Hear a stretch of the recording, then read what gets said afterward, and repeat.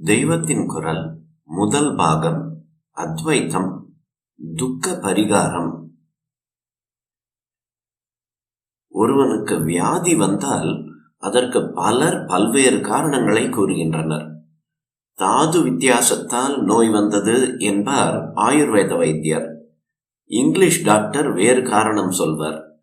இதற்கும் மாறாக இன்னொரு சைக்காலஜிக்கல் காரணத்தை இந்நாட்களில் பிரபலமாகி வரும் மனோ தத்துவ நிபுணர் கூறுவார். மந்திர சாஸ்திரக்காரர் குறிப்பிட்ட தெய்வ கோளாற்றால் இந்த வியாதி உண்டாயிற்று என்பார். ஜோதிஷர் இன்ன கிரகம் இன்ன இடத்தில் இருப்பதே நோய்க்கு காரணம் என்பார். தர்ம சாஸ்திரம் அறிந்தவர்களோ பூர்வ கர்ம பலனாகத்தான் வியாதி ஏற்பட்டிருக்கிறது என்பார்கள். வியாதிக்கு மட்டுமின்றி நம் வாழ்வின் எல்லா விதமான சுக துக்கங்களுக்கும் இவ்வாறு பலவித காரணங்கள் சொல்லப்படுகின்றன. ஒரே விஷயத்துக்கு இப்படி பல காரணங்கள் சொன்னால் நமக்கு குழப்பமாயிருக்கிறது. நம் சுக துக்கங்களுக்கு கிரகங்களின் போக்குதான் காரணமா? ஜோதிஷர் சொல்கிறபடி கிரக பிரீத்தி செய்வதா, அல்லது மாந்திரிகர் சொல்கிறபடி குல தெய்வத்துக்கோ அல்லது வேறு தெய்வத்துக்கோ கிராம தேவதைக்கோ செய்த அபச்சாரம் காரணமா? இந்த தெய்வத்துக்கு சாந்தி பரிகாரம் செய்வதா? நோய் நொடி என்றால் வைத்தியமும் செய்யத்தானே வேண்டும். கடைசியில் எல்லாம் கர்ம பலன் என்றால் அது தீர்கிற போதுதான் தீரும் என்று வெறுமே இருந்துவிட வேண்டியதுதானா? இப்படியாக குழப்பம் ஏற்படுகிறது. பல காரணங்களில் எது சத்தியம் என்று யோசித்தால் எல்லாமே சத்தியமாக இருக்கும். ஆதி காரணம் நம் கர்மம்தான் என்பது நிச்சயம். அந்த கர்மம் ஒன்றே பலவிதமான விளைவுகளை உண்டாக்குகிறது. மழை ஒன்றுதான், ஆனால் அதிலிருந்தே எத்தனை விளைவுகள் உண்டாகின்றன. பூமி முழுவதும் ஈரம் உண்டாகிறது, ஈசல் உண்டாகிறது, தவளை கத்துகிறது, சில செடிகள் பச்சென்று தழைக்கின்றன, வேறு சில அழுகுகின்றன. இத்தனையும் ஒரே மழைக்கு அடையாளங்கள். அதே மாதிரி மாந்திரீகமாகவும் ஜோதிஷ ரீதியிலும் வைத்திய சாஸ்திரப்படியும் நாம் குணம் பெற வேண்டிய வியாதிக்கும் ஒரு கர்மாவே காரணம். இன்னும் வாழ்க்கையில் வியாதியை தவிர பலவிதமான பிரச்சனைகள், பணத்தால், உத்தியோகத்தால், தேக பலத்தால், அறிவு சக்தியால் கவனிக்க வேண்டிய பிரச்சனைகள், ப்ராப்ளம்ஸ் எல்லை இல்லாமல் இருக்கின்றன. இந்த பிரச்சனைகள், கஷ்டங்கள் எல்லாவற்றுக்கும் காரணம் கர்மம்தான்.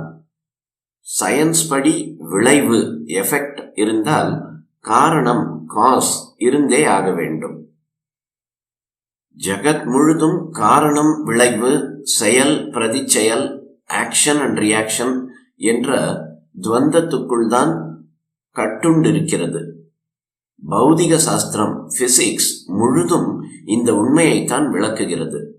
ஜட பிரபஞ்சம், ஜீவ பிரபஞ்சம் இரண்டும் ஒரே மூலத்திலிருந்தே வந்ததால் ஜகத்துக்கு உள்ள இந்த விதி மனித வாழ்விலும் உண்டு. நம் செயலுக்கெல்லாம் நிச்சயமாக பிரதி உண்டு.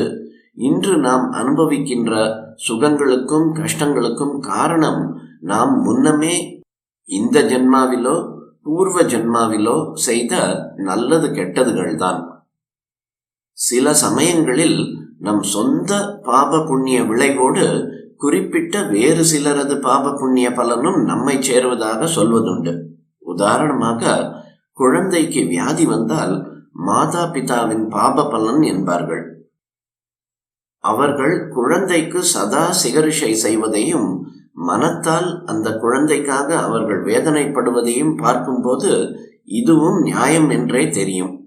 எனக்கு இன்னொன்று கூட தோன்றுகிறது. அதாவது, நமக்கு ஒரு கெடுதல் வந்தால் அது நம் சத்ருவின் புண்ணிய பலன் என்றும் சொல்லலாம். பிரபஞ்சத்தின் சகல ஆட்டத்துக்கும் காரணம் ஒரே ஒரு பராசக்தி தான். அந்த ஒரே ஈஸ்வரனுடைய ஆக்ஞைப்படிதான் உலக இயக்கம் முழுவதும் நடக்கிறது. அவன் பல விஷயங்களை சம்பந்தப்படுத்தி விடுகிறான். இந்த உலகத்தில் எதுவுமே தொடர்பில்லாமல் நடக்கவில்லை. நமக்கு சம்பந்தம் இல்லாதவையாக தோன்றுவதை எல்லாம் உள்ளூர சம்பந்தப்படுத்தி வேடிக்கை பார்க்கிறான் சர்வேஸ்வரன். ஒருவர் செய்கிற கர்மம், அதன் பலன், இவையே மனித வாழ்வின் சுக துக்கங்களுக்கு முதற் காரணம்.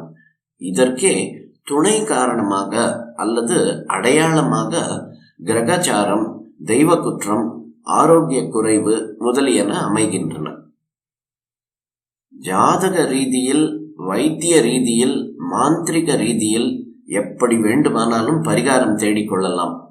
நம் கர்மா தீர்கிற போது அவை பலன் தரும். பகவான் விட்ட வழி என்று பக்தியோடு நம் வாழ்க்கையை ஈஸ்வரார்ப்பணம் செய்துவிட்டு பேசாமல் கிடக்கிற பக்குவம் இருந்தால் எல்லாவற்றையும் விட அது ஸ்லாக்கியம். அதுவே பெரிய பரிகாரம், உண்மையான பரிகாரம். பூர்வ கர்ம சமாச்சாரம் எப்படி போனாலும் இனிமேலாவது கர்ம பாரம் ஏறாமல் பார்த்து கொள்வதே முக்கியம். பழையதற்கு பரிகாரம் தேடுவதை விட புதிய சுமை சேராமல், பாவம் பண்ணாமல் வாழ்வதற்கு ஈஸ்வரனை துணை கொள்வதே முக்கியம்.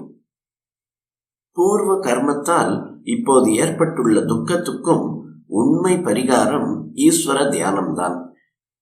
இனிமேல் துக்கத்துக்கு விதை போட்டுக் கொள்ளாமல் இருக்கிற உபாயமும் ஈஸ்வர தியானம்தான். துக்கம் தருவதாக இன்னொரு வஸ்துவே இல்லை என்ற அத்வைத்த அனுபவம் சித்திப்பதே இதன் முடிந்த முடிவான துக்க பரிகார நிலை. அங்கே துக்கமும் இல்லை, சுகமும் இல்லை. இரண்டுக்கும் ஆதாரமான சத்தியம் மட்டும் ஸ்வயம் பிரகாசமாக இருக்கும்.